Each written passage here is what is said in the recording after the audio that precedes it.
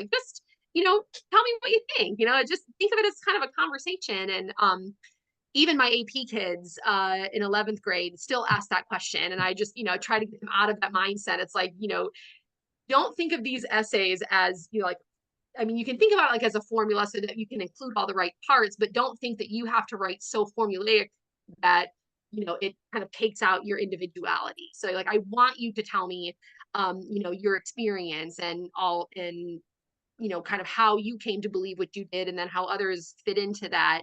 Um, and so what we did to kind of prepare them to write that way was a lot of different discussion or dialogic based activities. So we did like a little speed debating activity where I would give them topics and they had, 5 or 6 minutes to discuss and then come to an agreement on something with their classmates or their little group table mates.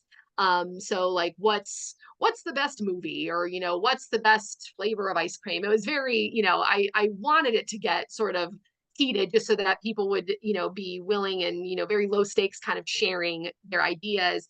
And then we built up to these more complex questions like, what are the effects of social media? Or, should schools eliminate standardized testing? Or should the driving age be raised? Kind of like these big questions that really elicit a lot of different answers. And so once again, I kind of had them track um, different ideas about social media. I had them first sort of free write on their own, what's their experience with social media.